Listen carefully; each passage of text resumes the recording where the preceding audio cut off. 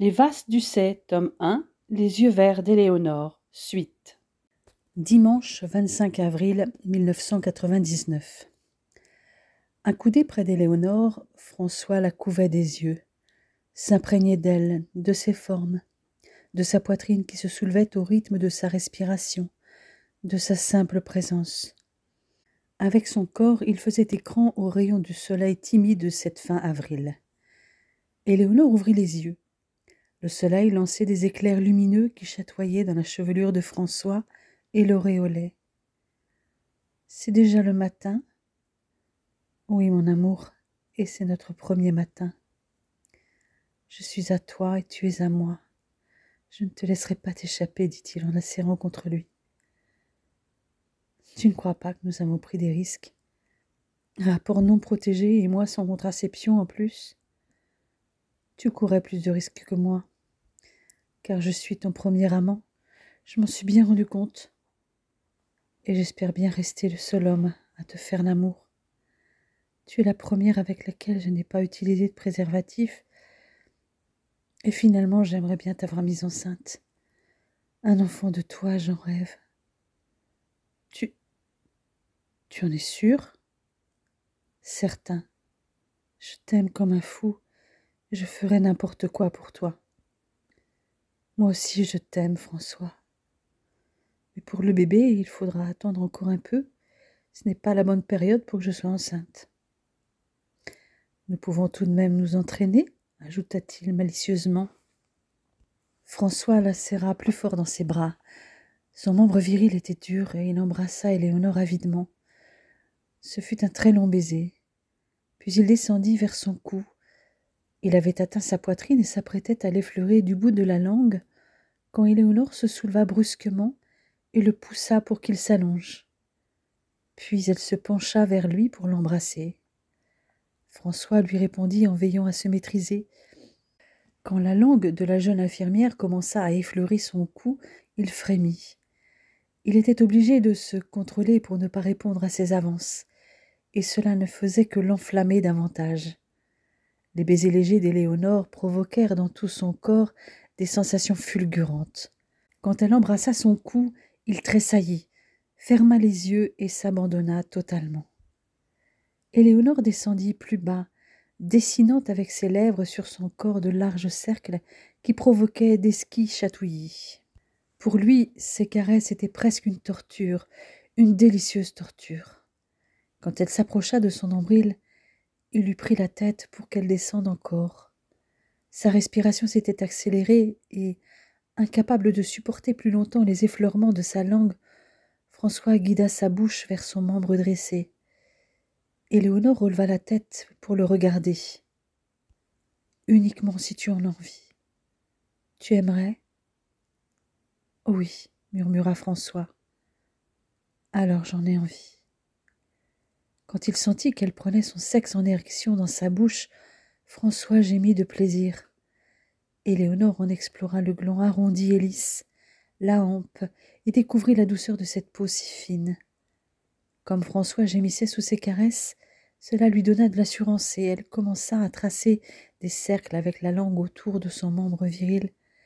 Quand il cria son nom, elle s'enhardit encore, accéléra ses caresses et sentit une chaude humidité entre ses jambes. « Oh mon Dieu, Éléonore, Éléonore, cria-t-il, quand elle prit sa verge à pleine bouche, essayant d'aller le plus loin possible. Elle continua à le caresser ainsi jusqu'à ce qu'elle sente qu'il désirait autre chose. Elle s'installa alors au-dessus de lui et laissa François la pénétrer. Elle se cambra et sentit son plaisir lorsqu'il s'enfonça profondément en elle. François ouvrit les yeux pour la regarder et se sentit enivré. Le soleil l'éclairait par derrière, illuminant ses cheveux. Ses yeux étaient clos, sa bouche ouverte et son visage extasié. Elle avait le dos arqué, ses seins aux aréoles légèrement plus foncés dressés. François, son membre viril au plus profond d'elle, semblait prêt à céder sous l'excitation.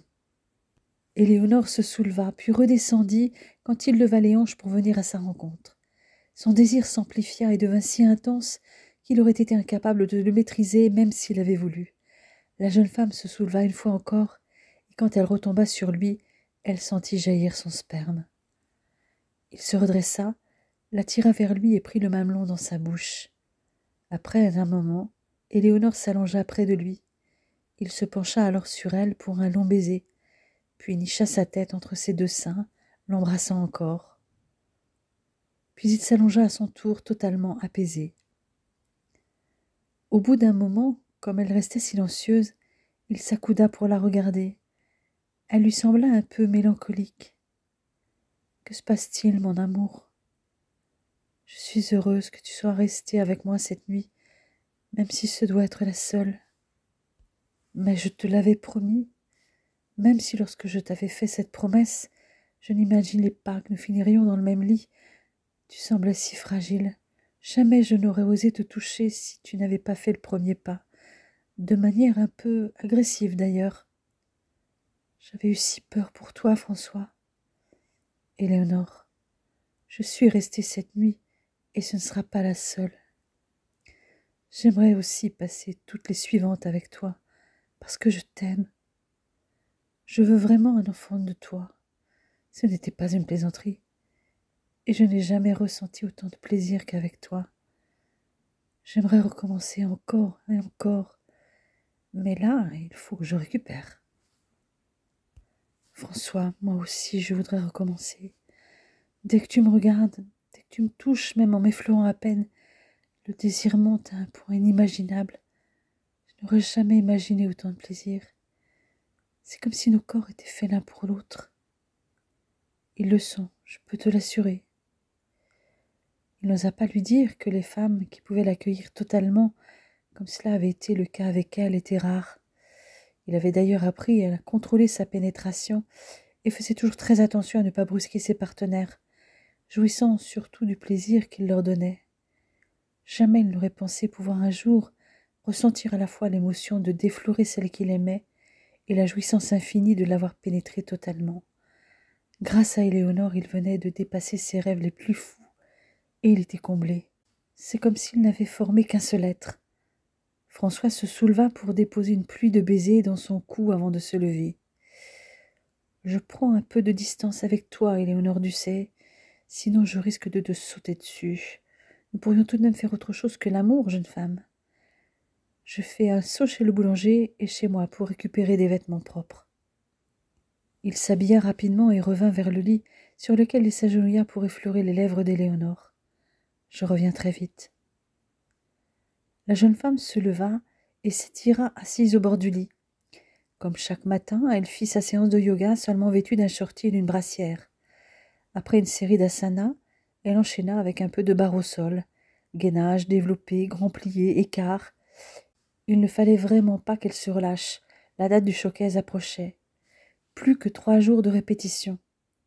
Elle maîtrisait sa chorégraphie, mais voulait que tout soit parfait. Elle marqua les différents enchaînements sans musique. Cette chorégraphie, elle l'avait imaginée pour François. Elle racontait leur histoire. Ce devait être une surprise. Il ne devait donc pas entendre la musique, cette musique qu'elle avait dans la tête en permanence. En revanche, en ce qui concernait les enchaînements, surtout s'ils n'étaient pas faits dans l'ordre prévu dans sa chorégraphie, peu importait qu'il envoie des extraits. Et de toute façon, elle était limitée par le manque de place dans son salon. Pour danser, il faut de l'espace. Il faillit laisser tomber son paquet de croissants quand il entra dans l'appartement, n'osa pas faire de bruit pour éviter qu'elle ne tombe. Elle venait en effet de basculer en penchée arabesque pour enchaîner un shoulder fall et un shoulder roll avec une arrivée en grand écart facial. Et dans cette position, elle posa ses 2 coudes au sol et son menton dans ses mains, regardant François d'un air malicieux. Elle éclata de rire en le voyant ainsi scotché. « Il va falloir que tu t'habitues, mon amour, à me voir dans des positions très bizarres parfois. Et là, tu vois, c'est ma position pour me détendre. Il m'arrive de lire dans cette position. Ça s'appelle Upavista Konasana, ou en glacier en yoga. Une posture bienfaisante pour nous les femmes. » Son rire clair et contagieux résonna de nouveau. « Mouais, des positions pas très naturelles pour tout être humain dit normal. Ceci étant, une contorsionniste, ça peut ouvrir des perspectives intéressantes, susurra François. Peut-être bien. D'ailleurs, tous les asanas que je pratique chaque jour sont bénéfiques pour ma sphère génitale, ajouta-t-elle avec une lueur coquine dans ses yeux pailletés d'or. Elle referma les jambes, les plia et lui tendit la main. François saisit cette main et la vit se cambrer. D'un coup de rein, elle fut tout contre lui et lui planta un baiser sur les lèvres. « J'ai faim. Tu prends quoi le matin ?»« Du thé. Thé noir classique, chai, matcha, thé vert, au choix. Thé noir classique avec un nuage de lait froid. Comme moi. Alors c'est parti. » Elle mit en route la bouilloire et subtilisa un croissant. « Merci pour les croissants, tu es un amour. »« Profites-en, je ne ferai pas ça tous les jours. » Il se plaça derrière elle, l'enveloppa de ses bras et entreprit de couvrir son cou de baisers. « Moi, ce ne sont pas les croissants que je vais manger, c'est toi. » Elle se pencha pour saisir un autre croissant et se retourna vivement vers lui. « En attendant de me manger, prends ce croissant quand même. Pour me consommer toute crue, tu vas attendre un peu. »« Tu es toujours de bonne humeur comme ça le matin ?» demanda-t-il charmé. « Toujours quand je suis heureuse. Tiens, voilà ton thé, je te laisse mettre la quantité de lait que tu veux. » Elle se prépara également un thé noir et ajouta un peu de lait froid. Elle avait déjà terminé que François n'avait pas encore commencé. Elle se rapprocha pour l'embrasser sur la joue. « Je file prendre une douche. J'aurai peut-être besoin de toi pour me frotter le dos. » Elle n'attendit pas la réponse. Elle se doutait qu'il ne résisterait pas. Et en effet, elle venait à peine de rentrer sous la douche et de se mouiller qu'il était là, nu, tout contre elle. Il prit un peu de gel douche au creux de sa main et commença à frotter délicatement le dos d'Éléonore, puis ses seins, s'attardant sur les mamelons. Elle ferma les yeux, s'abandonna avec délice aux caresses de François et tressaillit quand il l'embrassa longuement, la fouillant de sa langue, cherchant la sienne. Il sentit une douce chaleur monter dans son ventre. Éléonore frissonna comme parcourue de décharges foudroyantes et les mains de François enduites de gel descendirent sur son ventre, ses hanches, ses cuisses et s'activèrent alors autour de son pubis. La jeune femme ne put retenir ses cris quand il joua avec son clitoris. Il fit couler l'eau pour la rincer. Elle attendit un peu qu'il soit lui aussi complètement mouillé et arrêta le mitigeur. « À moi de te savonner. » À son tour, elle prit du gel douche au creux de sa main qui glissa sur les épaules de François, puis revint vers sa poitrine, son ventre, ses fesses, avant de descendre vers ses cuisses. Elle remonta ensuite en se frottant à lui pour chercher ses lèvres. Ce n'est qu'en dernier qu'elle savonna délicatement sa verge tendue à l'extrême. Elle fit couler l'eau longuement sur leurs deux corps. Ils continuèrent un moment à s'embrasser et se caresser. François entraîna Éléonore hors de la douche, s'enveloppa avec elle dans un drap de bain qui les sécha très partiellement. Puis le jeune homme conduisit Éléonore jusqu'au lit, où il se contenta d'abord d'observer son corps au fer encore humide. Il enfouit ensuite sa tête entre les cuisses d'Éléonore dont le sexe avait perdu son goût salé. Mais avant qu'il eût le temps de s'habituer à ce nouveau parfum, elle se mit à gémir avec délice. Tout s'était passé très vite, mais Éléonore était déjà prête. Elle sentit la houle l'emporter et des vagues de jouissance déferlèrent soudain avec la violence d'un ouragan. Et François retrouva le goût salé qu'il aimait. Elle se cambra pour mieux le recevoir pendant qu'il s'enfonçait en elle, impatient. Plus il plongeait en elle, plus elle tendait son corps pour le sentir au plus profond de son ventre. François sentit le vagin d'Éléonore enserrer son sexe comme pour en aspirer le sperme qu'il sentait monter sans pouvoir le retenir. Il se retira et elle arqua le dos, cherchant avec impatience le membre viril qui la fuyait. Il s'enfonça de nouveau en poussant un râle, prêt à s'abandonner à la voluptueuse décharge qui le soulagerait d'une tension trop longtemps contenue. Éléonore se hissa à la rencontre de la verge qui soudain inonda son vagin d'un chaud liquide. François accompagna l'orgasme de cris de jouissance irrépressible. Il resta allongé sur Éléonore, qui lui avait avoué aimer sentir le poids de son corps. Il roula ensuite sur le côté et vit le sourire alangui de la jeune femme. Il l'embrassa. Leurs langues se cherchèrent avec douceur et volupté, faisant naître chez Éléonore un désir renouvelé. Devant la réaction de sa compagne, François sentit l'excitation monter de nouveau. Moins pressé cette fois, il couvrit le visage d'Éléonore de petits baisers légers, puis continua sur le nez, les yeux, le creux de l'oreille et dans son cou. Il descendit lentement et suça le mamelon érigé, pendant que sa main caressait et pressait le sein opposé. Éléonore se collait à lui, exigeant davantage, à mesure qu'elle sentait s'accroître son désir. Celui de François ne tarda pas à se manifester, et quand elle s'en aperçut, elle plongea sa tête entre les cuisses de son compagnon, et sa bouche engloutit le membre qui commençait à gonfler. Il s'abandonna au lent va-et-vient de la bouche d'Éléonore, qui suçait avidement la verge comme pour l'avaler tout entière. Elle donna de rapides coups de langue sur le gland turgescent et le long de la fine membrane qui le reliait à la hampe lisse et humide. Parcouru de vagues irrésistibles, il gémit de plaisir et fit basculer Éléonore de sorte qu'elle se retrouva à genoux au-dessus de lui et qu'il put goûter les replis de son sexe. Chacun sentait l'autre au bord de l'extase. Brusquement, François la fit pivoter et la retourna à genoux. Il se retrouva derrière elle et enfonça son membre impatient dans la fente brûlante. Elle se tendit vers lui au rythme de ses coups de rein pour l'aider au mieux à plonger en elle, gémissant à chaque poussée.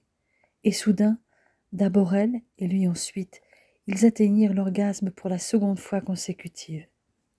Ils s'affaissèrent, agréablement et langoureusement anéantis. Ils s'assoupirent, n'émergeant que vers 11 heures du matin, pour prendre de nouveau une douche, mais chacun de leur côté cette fois. Après un repas rapide, François emmena Éléonore à Étretat. Ils empruntèrent le sentier et l'escalier situé à gauche de la digue pour parvenir au sommet de la falaise d'Aval, dont la silhouette a été immortalisée par de nombreux peintres, dont Monet. La vue de là-haut, sur la plage et le village était exceptionnelle, mais en ce mois d'avril, les touristes étaient moins nombreux à y monter pour prendre des photos. Depuis la falaise d'Aval, main dans la main, ils empruntèrent le chemin qui longe le golfe, jusqu'à la succession des trésors d'Étretat, ces gigantesques sculptures de craie. Il y avait d'abord la porte d'Aval, cette arche plantée dans l'eau, comme une jambe qui fait un pas dans la mer, disait Maupassant. Puis, détachée du reste, l'aiguille creuse, étrange cône posée là par la nature au milieu des flots, comme une sentinelle, veillait sur la plage. Cette aiguille, rendue célèbre par Maurice Leblanc comme étant le repère d'Arsène Lupin, n'était absolument pas creuse et ne contenait pas le trésor des rois de France. Et enfin, la manne-porte, la dernière des trois arches, plus impressionnante encore que ses voisines, donnait la touche finale au jeu de perspective qui a tant inspiré les artistes. En poursuivant le sentier qui longe la falaise jusqu'à la valleuse antifère, ils arrivèrent à la chambre des demoiselles, large cavité en hauteur dans la paroi, bien visible. Ils s'y rendirent par la passerelle. « Tu connais la légende de la chambre des demoiselles, François ?»« Non, mais à mon avis, toi, tu la connais ?»« Oui, ma mère aimait me raconter toutes ces histoires. Elle les tenait de sa grand-mère, une cauchoise pur jus. La fameuse grand-mère sorcière. Oui, il s'agit bien d'elle. La légende raconte que 3 sœurs, 3 jeunes vierges, se seraient cachées dans cette crevasse pour fuir le baron de Fréfossé, après avoir refusé ses avances. Furieux, le seigneur a fait boucher l'entrée de la crevasse, condamnant les sœurs à une mort certaine. Depuis, les fantômes des 3 sœurs hanteraient les lieux. Il y a une autre grotte au pied de la falaise d'Aval, le Trou à l'Homme. Elle s'appelle ainsi parce qu'en 1792, à la suite du naufrage de son navire, un marin suédois réussit à se réfugier sur la paroi d'une falaise dans un petit renfoncement, et il fut retrouvé bien vivant devant l'entrée de cette petite grotte, alors que tout le reste de son équipage avait disparu dans le naufrage. Elle est normalement interdite d'accès, mais tous les ans, de nombreuses personnes se font piéger par la marée. Plus ils progressaient sur le sentier, plus les touristes se faisaient rares. L'atmosphère n'était remplie que par les cris des oiseaux et le fracas des vagues. Serrés l'un contre l'autre, les cheveux décoiffés par le vent, ils s'imprégnèrent du paysage grandiose. Les falaises, la plage de galets si petite vue d'en haut, et la mer, d'un vert émeraude ce jour-là. La mer a exactement la même couleur que tes yeux aujourd'hui, dit François, en prenant le visage d'Éléonore entre ses mains. Mais c'est dans tes yeux que je veux me noyer. Il lui entr'ouvrit les lèvres pour un long baiser passionné avant qu'il reprenne le sentier en sens inverse. Éléonore repéra à l'écart des zones piétinées certaines plantes sauvages comestibles. « Regarde, c'est du chou maritime. Les feuilles, une fois cuites, ont un goût qui se rapproche du chou-fleur. Et là, du fenouil sauvage. Déjà tout à l'heure, j'ai vu de l'orge. Eh bien, si un jour nous nous égarons avec toi, je suis sûre de ne pas mourir de faim. Tu ne crois pas si bien dire. Je dois ça à ma grand-mère, qui avait appris à reconnaître les plantes avec sa mère. Toujours la grand-mère sorcière, la même. Elle soignait avec les plantes et bien sûr, elle connaissait les plantes comestibles. Ma mère a aussi appris à les connaître avec elle. C'est la seule chose qu'elle nous a transmise, ce qui est déjà pas mal, et aussi à couper le feu. Attends, toi aussi ? Dit François avec un sourire légèrement moqueur. Oui, et ne te moque pas, c'est très sérieux. Certains médecins hospitaliers, par exemple à Grenoble, Annemasse, Annecy, Thonon-les-Bains, font appel aux coupeurs de feu. Le médecin-chef des urgences de Thonon fait régulièrement appel à eux. Là où les antalgiques mettent 20 minutes pour agir, avec nous c'est 30 secondes. Et cerise sur le gâteau, la cicatrisation évolue mieux. Je te crois, mon amour. Si un jour je me brûle, je ferai appel à toi. Et tu feras bien. Rassure-toi, mon arrière-grand-mère n'a transmis que ce pouvoir-là. Et elle-même n'utilisait ses pouvoirs que pour faire le bien. Ma mère m'a raconté qu'elle lui avait interdit de toucher à ses livres de magie, qui ont d'ailleurs disparu. Ceci dit, maintenant ces fameux livres sont en vente libre. Tu m'en diras tant. Je t'aime. Je me suis embrasée dès que je t'ai vu, et ce feu-là, tu n'arriveras pas à l'éteindre, ajouta-t-il en cherchant sa bouche. Ils finirent tout naturellement dans l'un des restaurants pour dîner des traditionnelles moules frites. De retour à l'appartement d'Éléonore, François la prit dans ses bras, lui caressant le visage. « Je ne pourrai plus vivre loin de toi, mon amour. Ça va peut-être te sembler rapide, mais est-ce que tu veux bien vivre avec moi ? Moi non plus, je ne veux plus être séparée de toi, François. C'est vrai que ça peut paraître fou de me demander de vivre avec toi après seulement une nuit ensemble, mais je suis folle de toi. C'est oui, bien sûr, 1000 fois oui. Alors, vois-tu, j'aime beaucoup ton appartement, mais le mien est plus grand. Nous y serions mieux, qu'en penses-tu ? Je pense que je vais préparer ma valise tout de suite. Peu importe l'endroit, du moment que je suis avec toi et que je peux dormir tout contre toi. Puis, avec un sourire malicieux, elle ajouta « Et si ton appartement est plus grand, tant mieux. En revanche, il faudra partager les tâches ménagères. Et je veux bien un coup de main aussi pour la valise. En fait, plutôt 2 valises. » Et en effet, elle vida son dressing et tout tint dans 2 valises, affaires de toilette comprises. François en fut d'ailleurs très étonné, surtout que si l'une des valises était assez grande, la seconde était une valise cabine. Même lui n'aurait pas réussi cet exploit.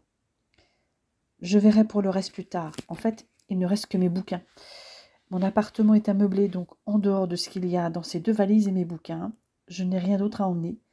Tu vois, je ne vais pas tenir trop de place. Je savais que tu étais parfaitement faite pour moi. Belle, intelligente, cultivée, toujours prête pour moi et pas encombrante, dit-il en riant.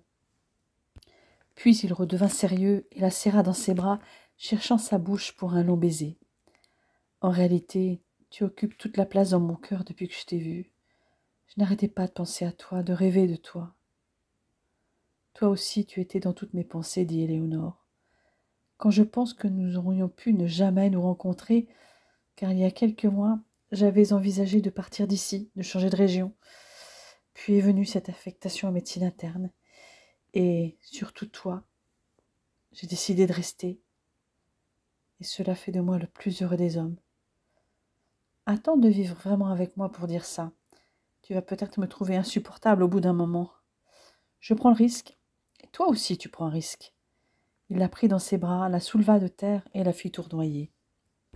Lundi 26 avril 1999. Il faisait encore nuit quand Éléonore se leva pour aller travailler. Elle s'efforça de ne pas réveiller François, qui dormait encore profondément, une main posée sur sa hanche. Peine perdue. Dès qu'il ne sentit plus son corps contre lui, il tenta de la retenir sans toutefois ouvrir les yeux. « Pas déjà !» Elle s'accouda tout près de lui pour passer une main dans ses cheveux et murmura à son oreille. « Il le faut, mon amour, rendors-toi. Il est 5 heures du matin, tu as encore près de 2 heures de sommeil devant toi. Alors embrasse-moi, à condition que tu me promettes d'être sage. Nous n'avons pas le temps pour faire des galipettes. » Elle lui donna le baiser promis qu'il tenta de prolonger, mais elle résista, malgré l'onde de chaleur qui se propageait déjà dans tout son corps. Elle s'esquiva prestement pour se diriger vers la salle de bain pour une douche rapide. Elle dénicha ensuite de quoi s'habiller dans une des 2 valises pas encore défaites. Elle avala en vitesse une tasse de thé accompagnée de flocons d'avoine, attrapa son sac et son trousseau de clés, auquel s'étaient ajoutées les clés de l'appartement de François, et partit sans faire de bruit. Et non sans laisser un post-it sur le réfrigérateur avec ces mots « Je t'aime ». Dans le service, ses collègues lui demandèrent comment elle allait depuis son agression. Tout le monde était maintenant au courant. Éléonore les rassura sur son compte. Elle s'en était sortie avec quelques ecchymoses grâce à François, qui l'avait ensuite accompagnée, ainsi que Sarah, dans tout son parcours jusqu'au dépôt de plainte. Une de ses collègues, Betty, qui s'était tue jusque-là, se rapprocha d'Éléonore dès que les autres soignants se furent un peu éloignés. « François n'a pas fait que ça, Éléonore. Après la première tentative de Castin, il avait commencé à mener son enquête. Il s'est adressé à moi, car il savait que j'avais travaillé dans le service de Castin. Ce qu'il ne pouvait pas savoir, en revanche, c'est que ce salaud s'en était pris aussi à moi. J'ai tout raconté à François en lui disant que je n'avais pas osé porter plainte à l'époque. Mais ça s'est passé il y a combien de temps ? Il y a 3 ans. Mon Dieu, Betty, je suis désolée. Quand tu as été agressée samedi soir, j'étais d'après-midi. François m'a appelé pendant que tu étais au casa.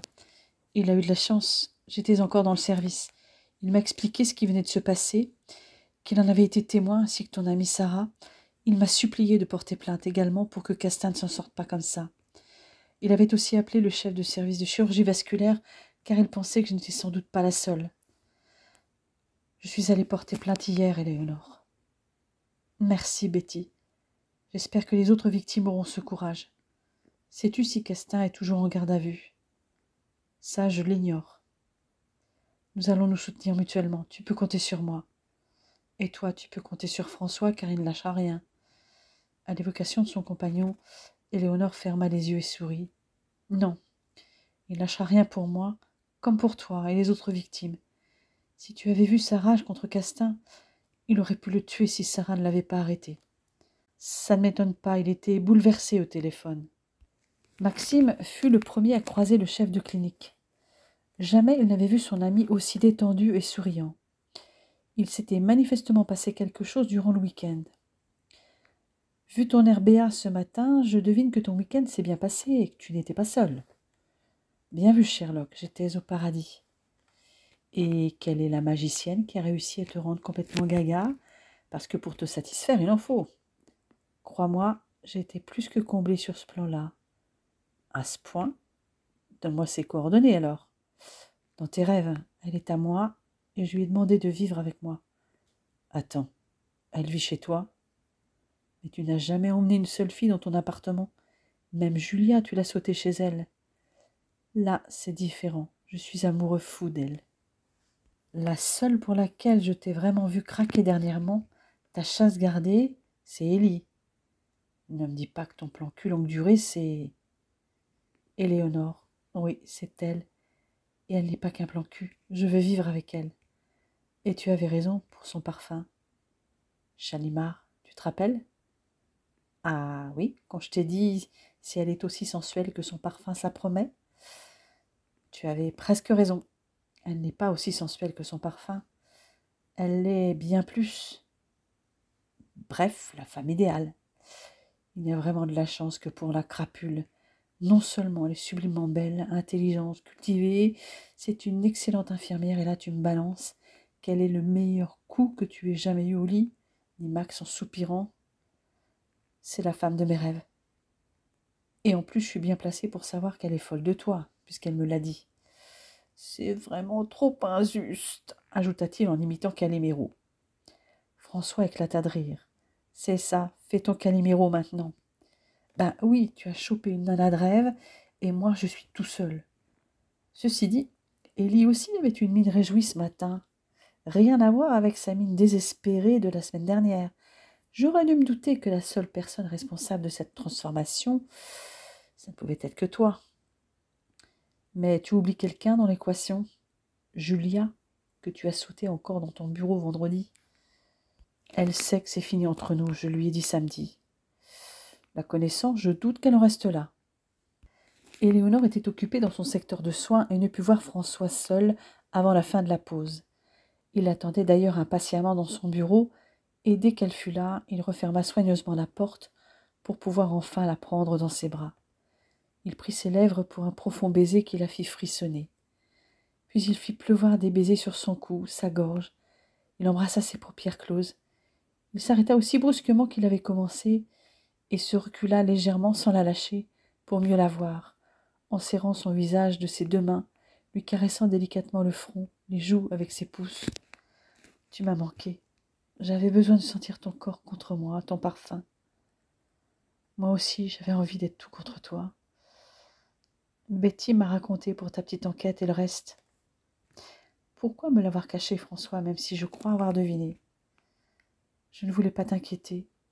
Pendant toute cette période où nous nous sommes éloignés l'un de l'autre, par ma faute, je sais, j'ai toujours gardé un œil sur toi.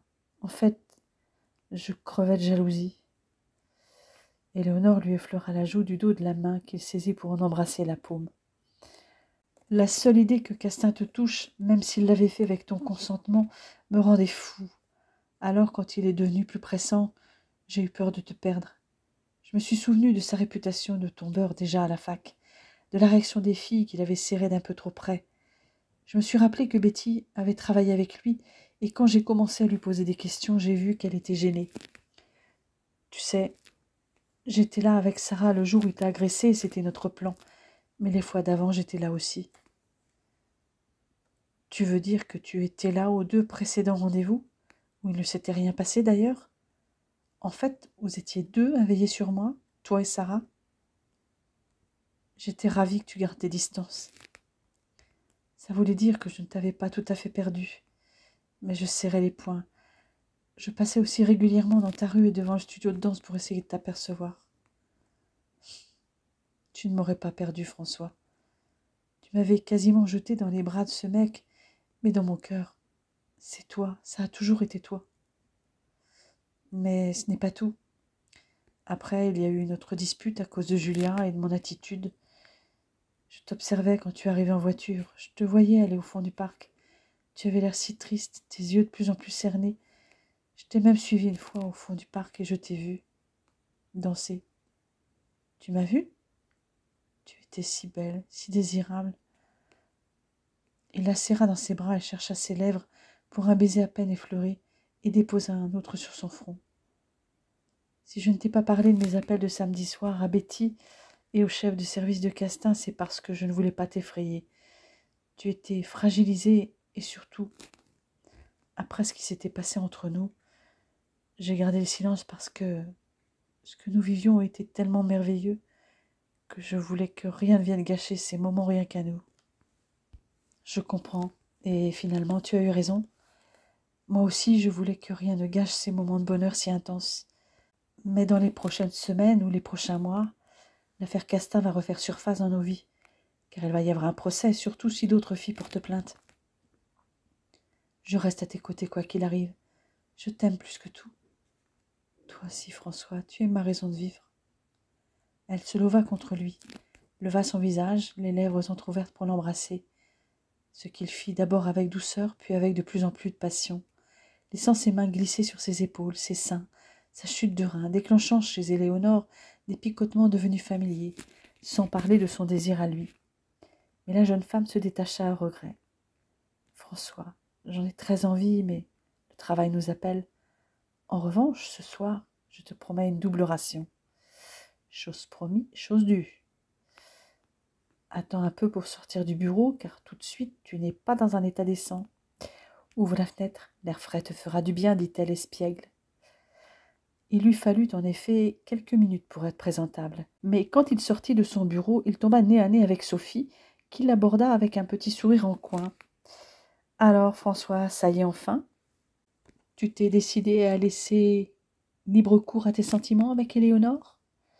Enfin, manifestement, il n'y a pas qu'aux sentiments que vous laissez libre cours l'un et l'autre. » Il ne releva pas la dernière phrase.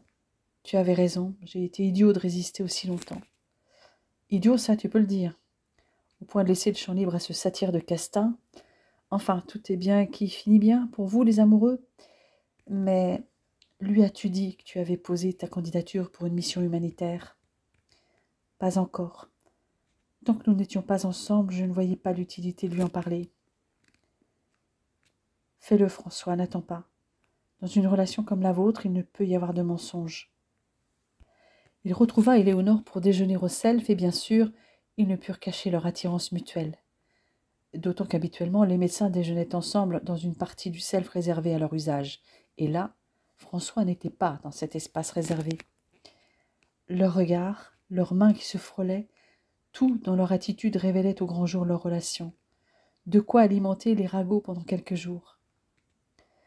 François, je vais passer l'après-midi au studio pour répéter avec Steph, mais surtout pour répéter la chorégraphie que je t'ai dédiée. Je voudrais qu'il me donne son avis, car le showcase est le 28. Je n'ai pas oublié. Je pense rentrer vers 19h ce soir. Je devrais être rentrée, normalement.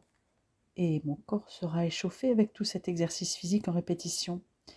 Fin prêt pour un autre type d'exercice physique, mais qui, celui-là, me détend beaucoup, ajouta-t-elle mutine.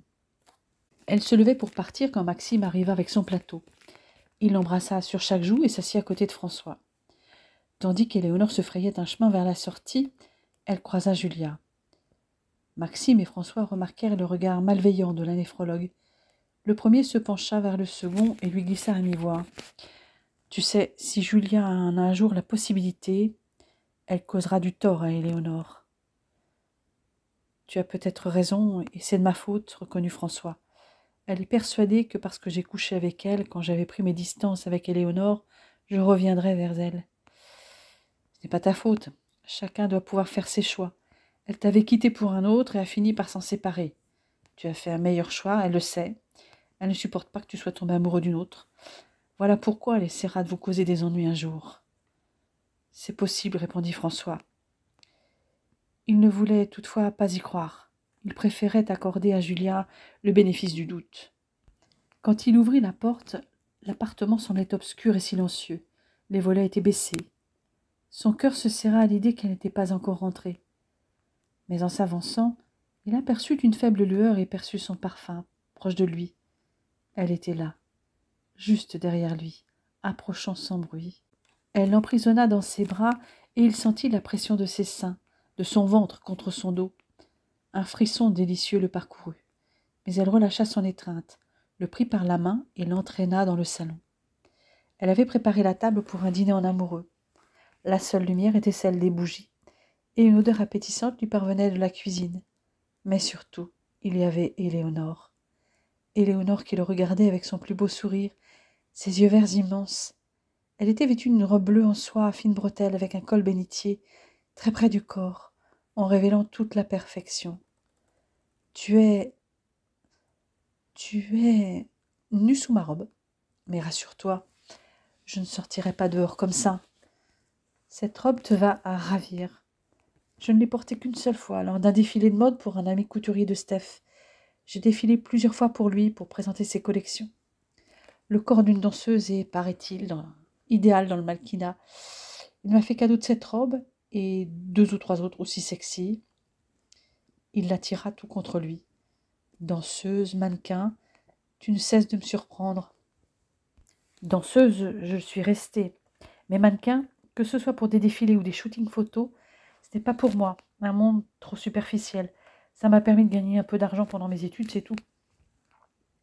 En tout cas, cette robe te va à la perfection et effectivement, aucun obstacle. J'aime ça. Mais il redevint sérieux. Il la prit par la main pour l'amener jusqu'au canapé. Que se passe-t-il? Tu as l'air soucieux. Tu m'as déjà révélé beaucoup de choses sur toi, et en plus, j'ai regardé certains de tes albums photos samedi soir. Tu me l'avais proposé, donc j'ai satisfait ma curiosité. Mais moi, je te cache quelque chose depuis le début. Le cœur d'Éléonore se mit à battre plus vite. Elle pâlit, la gorge serrée. Elle déglutit avec difficulté. Il y a quelques mois, avant de te connaître, j'ai posé ma candidature pour une mission humanitaire avec Médecins sans frontières. La jeune femme respira un peu mieux. C'est ça que tu cachais? Mais pourquoi? C'est un beau projet, François. Je ne peux pas te reprocher cette démarche. Nous avons les mêmes aspirations tous les deux. Oui, mais cela veut dire que dans quelque temps, nous allons être séparés, peut-être pendant plusieurs mois, selon le temps que durera la mission. Et avec ce qui se passe au Kosovo, Je pense que les choses vont se préciser sous peu. Je comprends. C'est pour cette raison que tu voulais garder tes distances avec moi. Tu as deviné. Je ne voulais pas m'engager dans une relation, sachant que je risquais de partir à tout moment. Quand je t'ai vu la première fois, j'ai su que je voulais que cela dure entre nous. Mais je ne pouvais pas te proposer quelque chose de durable puisque je dois partir en mission d'ici quelques semaines. Et je ne voulais pas t'obliger à m'attendre. J'aurais accepté quand même déjà à ce moment-là, François. Je t'ai aimé dès le premier jour. Et je n'attendais qu'une chose, être à toi, même une seule nuit. Bien sûr, j'espérais plus qu'une relation d'un soir, quitte à attendre des mois que tu te décides. Je sais, Sarah me l'a dit le jour où nous avons piégé Castin. Elle m'a même dit que je m'infligeais une véritable torture. Elle avait raison. Quelle cachottière, cette Sarah. Éléonore resta silencieuse un bref instant, puis poursuivit. Je pourrais demander aussi à partir, mais nous ne serions certainement pas ensemble. Quoi qu'il arrive, je t'attendrai, François. Je t'aime plus que tout. Je t'ai attendu toute ma vie. Je peux encore attendre un peu. François lui caressa la joue et effleura ses lèvres avec son pouce. Dès le premier jour, j'ai su que c'était toi que j'attendais. Et pour cette raison, je veux que tu sois en sécurité avant mon départ. Je veux t'épouser au cas où il m'arriverait quelque chose, te protéger au cas où tu serais enceinte. M'épouser? Si vite? Nous ne nous connaissons que depuis 3 semaines. François, tu n'es pas obligé. En ce qui concerne ma sécurité matérielle, ne t'inquiète pas. Je suis à l'abri du besoin. Mais je veux t'épouser. Je ne le fais pas par obligation. Je ne veux pas que nous nous marions uniquement pour te protéger. Si je veux que tu deviennes ma femme, c'est surtout parce que je t'aime, comme je n'aurais jamais imaginé aimer, et je n'ai plus envie d'attendre. À cet instant, il se mit à genoux devant elle, sortit une bague de la poche de son jean. Il planta son regard d'un bleu irrésistible dans les yeux de cette femme qu'il aimait comme un fou. Ce regard se fit implorant. « Éléonore Ducet, veux-tu être ma femme ?» « Oh oui, François Vasse, oui, oui, 1000 fois oui. Et tu as même pensé à la bague ? C'est une bague de famille. Ma mère me l'a remise le week-end où tu étais en Savoie avec Sarah. Je lui avais déjà parlé de toi, le dimanche où j'étais venue prendre de tes nouvelles après ton premier rendez-vous avec Castin, et celui aussi où tu avais pris tes distances. Elle a vu tout de suite que j'étais mal. Comme toutes les mères, elle repère les moindres signes. Et elle est d'origine italienne en plus, une vraie mamma italienne. Je lui ai tout raconté. Elle m'a même traité d'andouille de ne pas voir que tu m'aimais et de refuser de t'aimer. Elle m'a alors donné la bague en me disant qu'au moins, au bon moment, je l'aurais à ma disposition pour faire ma demande. Cette bague est magnifique, je l'adore, mais c'est beaucoup trop. Rien n'est trop beau pour toi. Ma mère tient à ce qu'elle te revienne et moi aussi.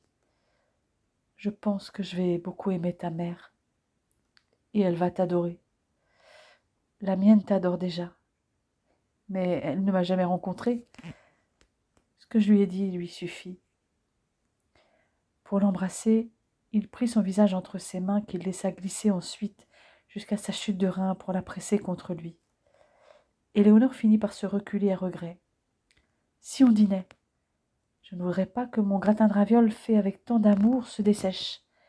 En attendant qu'il se réchauffe un peu, je te propose un toast à nos fiançailles avec un peu de coteaux des baronnies blancs, ça te dit ? Le repas fut expédié rapidement. L'un comme l'autre avait d'autres projets. Ton gratin était délicieux et ta panna cotta peut rivaliser avec celle de ma mère. Je n'ai pas l'intention de rivaliser avec elle. Je préférerais qu'elle m'apprenne de nouvelles recettes italiennes. C'est plutôt à ma grand-mère que tu devras demander ça. Mais il me semble me rappeler que tu m'as fait une promesse pour ce soir, dit-il malicieusement. Je n'ai pas oublié. Et elle l'entraîna dans la chambre. J'ai tellement envie de toi, Éléonore, dit-il d'une voix rauque. Tremblant d'émotion, il la prit dans ses bras et la couvrit de baisers. Je t'aime, je ne veux pas te perdre, murmura-t-il. Une onde brûlante parcourut Éléonore qui lui rendit ses baisers avec fougue. La chaleur inondait son ventre et l'ardeur de François la faisait frissonner de désir. Le jeune médecin s'exclama en riant. Éléonore, tu es incroyable. Sais-tu combien tu es exceptionnelle? Tu es toujours prête à chaque fois que je le veux. Mais c'est que j'ai envie de toi chaque fois que tu veux de moi. Tu ne sais pas à quel point c'est rare, mais tu es libre de refuser. Tu n'es pas obligée d'être prête chaque fois que je le suis. C'est peut-être parce que je t'aime tant. Quand je vois que tu me désires, c'est plus fort que moi, ça me donne envie de toi. François sourit soulagé. Toi aussi, tu fais naître mon envie. Je n'ai qu'à te regarder. Leurs lèvres se cherchèrent, et Éléonore se blottit contre lui alors qu'il l'étreignait avec passion. Et il réfréna son impétuosité, s'étonnant de cette fin d'elle sans cesse ranimée. Avec les autres femmes, il se lassait souvent dès la première relation. Mais avec Éléonore, c'était toujours nouveau, et surtout, il était amoureux. Il sentait son corps souple et ferme contre le sien, ses bras autour de son cou. Il glissa ses mains sur le galbe de ses seins et se pencha pour embrasser le creux de son cou. Éléonore relâcha son étreinte et François passa les mains sous sa robe, la releva et caressa ses seins aux mamelons durcis. Il souleva davantage la robe, dévoilant l'aréole rose foncé autour de la pointe dressée, si sensible. La douce chaleur du sein lui réchauffait la main pendant qu'il effleurait le mamelon de sa langue. Il le prit alors dans sa bouche. Des pointes de feu embrasèrent la poitrine d'Éléonore et lui arrachèrent un gémissement de plaisir.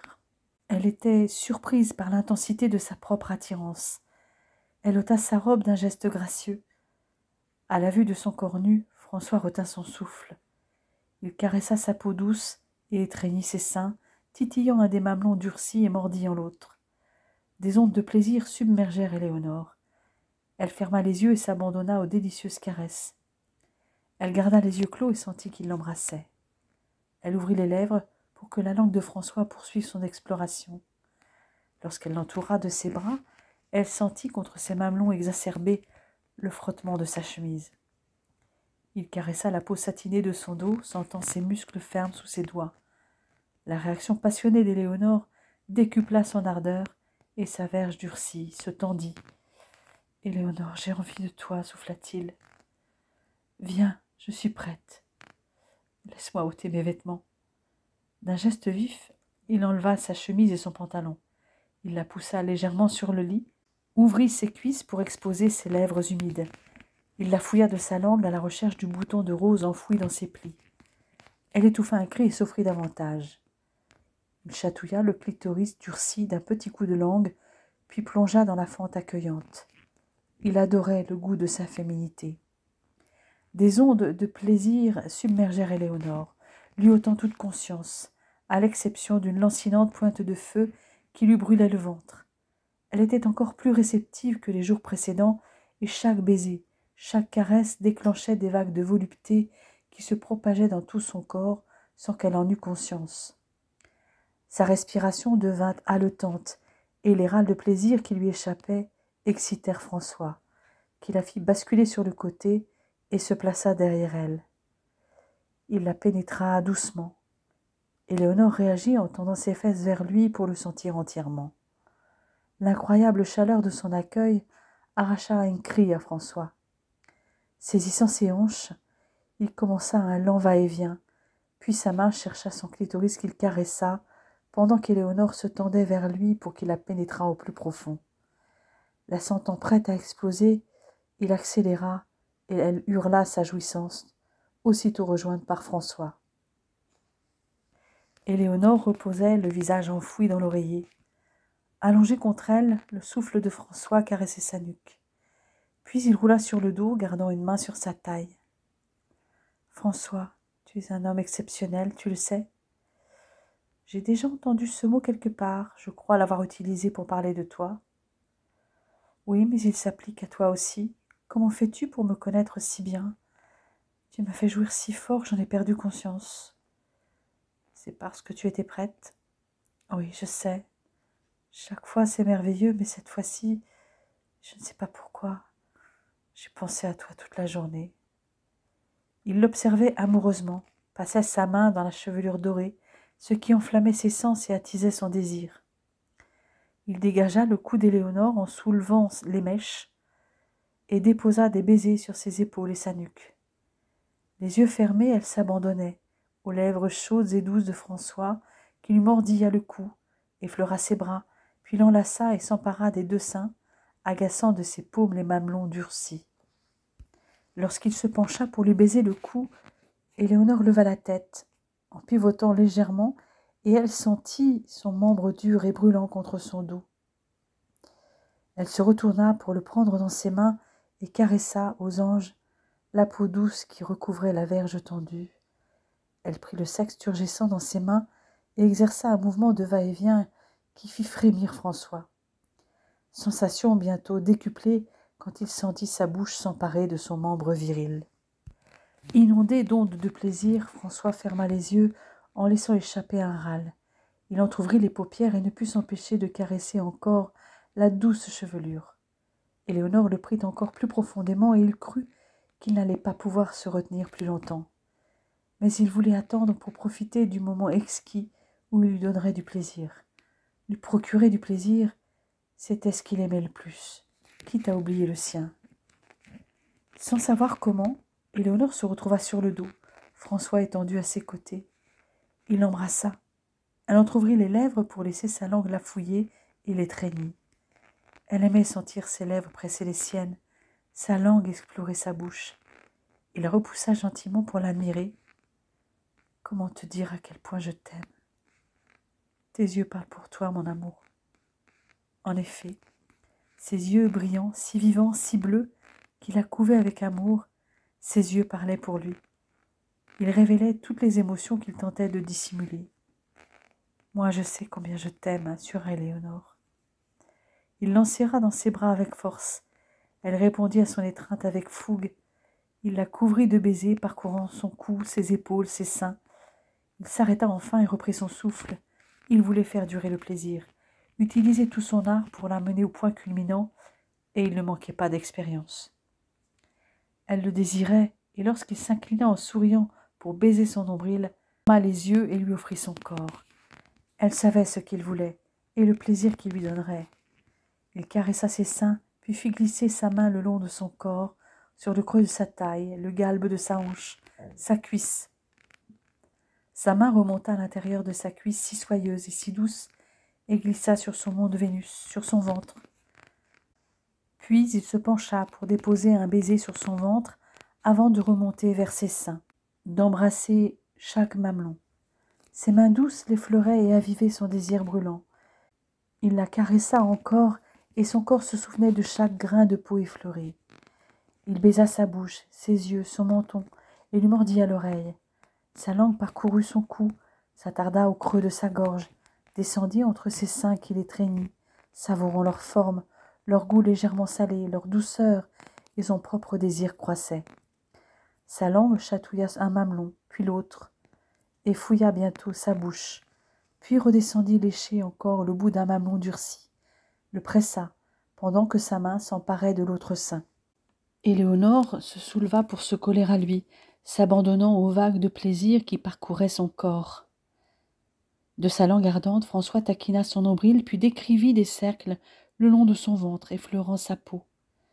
Il s'arrêta sur sa toison dorée, s'enfonça un court instant dans son intimité et glissa sur le bouton érigé, siège de son plaisir.